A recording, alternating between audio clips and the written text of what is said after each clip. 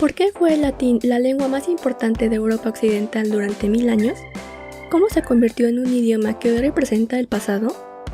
¿Cómo llegó a su fin como un idioma activo en el siglo XIX?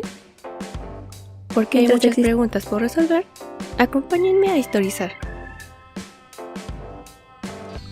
Mientras existió el Imperio Romano, ningún otro idioma además del latín pudo desarrollarse ampliamente en forma escrita, a pesar del hecho de que muchos fueron hablados por distintos pueblos en ese tiempo. Durante más de 700 años, solamente se pudo escribir en latín y en otros pocos idiomas desarrollados que habían existido antes, como el griego, el egipcio o el hebreo. Los romanos no obligaban a los habitantes del imperio a hablar solo latín, porque no eran nacionalistas en el sentido moderno, y era la lengua natural solo en Roma y sus alrededores, al menos al principio. Más tarde, el idioma se extendió a otras áreas, y desplazó a otros donde no existían lenguajes que tuvieran una forma escrita establecida, y era usado sobre todo para el comercio, la administración y la educación. Este fue el caso en lo que hoy son las zonas de lengua romance en Europa. Los textos de Cicerón y Virgilio significaron un cambio fundamental en la relación que se tenía con el lenguaje, ya que algunas generaciones más tarde, la capacidad de expresarse correctamente en lengua latina se convirtió en una marca de distinción adquirida ya no por nacimiento, sino a través de la educación, por lo que daba prestigio. Por eso, el uso de la lengua latina se convirtió en parte de la identidad de las clases altas del Imperio Romano. Deberías llamarte Bob Elegante. Una consecuencia de esto fue el establecimiento de una brecha cada vez mayor con las lenguas que hablaba la población en general, porque el lenguaje usado por las élites comenzaba a distanciarse mucho al del pueblo, y el resultado fue que las nuevas lenguas evolucionaron lejos de la lengua latina, que ya comenzaba a tener reglas establecidas para hacerla incambiable. En el siglo III, el uso del latín, que antes había centrado casi exclusivamente en Roma, se expandió a todo el imperio. Para ese momento, los elementos centrales del latín estaban establecidos, y el latín universal y correcto sería aprendido en la escuela por los habitantes educados del imperio. Pero con la división del Imperio Romano en las regiones oriental y occidental por el emperador Teodosio en 395, el conocimiento del griego se hizo mucho menos común en Occidente, y la Iglesia cristiana en Occidente, que había usado siempre el griego como su lengua, cambió al latín. Pero cuando el Imperio Romano llegó a su fin, la situación experimentó cambios fundamentales, ya que comenzaron a desarrollarse distintos pueblos que se establecieron en los territorios del antiguo imperio, dando origen a una gran variedad de lenguas, varias de las cuales tenían un origen germánico.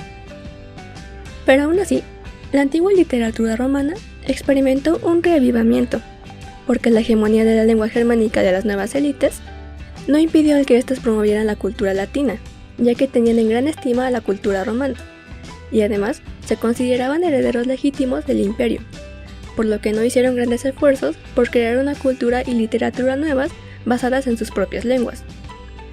Además, todos los textos que necesitaban ser conservados a lo largo de los siglos, como la Biblia, textos litúrgicos, tratados legales y textos científicos y literarios, estaban asegurados solo con el uso del latín, y no había una necesidad real de crear otros lenguajes escritos. Ya no la necesito para nada. Por eso, el latín siguió siendo la principal lengua escrita, por lo que se siguió enseñando activamente en las escuelas y universidades, y durante toda la Edad Media habría sido impensable practicar una profesión superior sin bases profundas en latín, ya que casi toda la literatura se escribía en ese idioma. Pero además, fue un idioma que no se limitó a las aulas o al estudio de la literatura clásica, sino que, tal como lo es el inglés hoy en día, era un lenguaje internacional que se requería para las relaciones entre naciones, ya que se trataba de un idioma que no pertenecía a algún territorio en particular. Y por aproximadamente 1000 años, es decir, desde la Alta Edad Media hasta alrededor de 1800, el latín fue usado activamente en Europa. Tuvo presencia en la política internacional hasta el siglo XVII y en la ciencia hasta alrededor de 1800. Pero ese milenio en Europa fue más que un periodo durante el cual el latín jugó ese papel tan importante. También fue el periodo donde fue reemplazado por otros idiomas, porque ocurrió el desarrollo y crecimiento individual de los diferentes territorios europeos, que se transformarían luego en naciones. El proceso completo por el cual el latín fue finalmente eliminado como una lengua indispensable se extendió a lo largo de varios siglos. Los pasos cruciales para que las lenguas nacionales europeas pudieran ascender ocurrieron entre 1350 y 1600, años que correspondieron al llamado Renacimiento, cuando se dio un importante auge en la escritura y la literatura, lo cual comenzó a aumentar la demanda de obras publicadas en distintos idiomas, ya no solamente en latín. Por otro lado, el papel del Estado también fue fundamental. En Francia, España e Inglaterra, las lenguas nacionales fueron promovidas por los gobernantes. En 1539, el francés se convirtió en el idioma oficial de la corte en Francia, y entre 1536 y 1543, el inglés estándar se convirtió en el idioma oficial en toda Inglaterra. Así, los reinos occidentales estaban en el siglo XVI en camino hacia el abandono de la tradición latina, lo cual obedeció a factores ideológicos, como la creciente idea del nacionalismo que siguió la formación de reinos unificados, antecesores de las naciones modernas, que dictaba que la inclusión de los individuos dentro de un territorio estaba establecido por el uso del idioma adoptado por el gobernante como lengua oficial de su nación.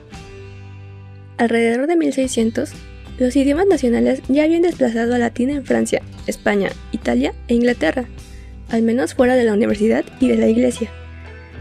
Pero este proceso no fue igual en todas las potencias europeas occidentales, y muy distinta fue la historia en Alemania, ya que aquí no se consiguió reemplazar al uso del latín sino hasta inicios del siglo XIX.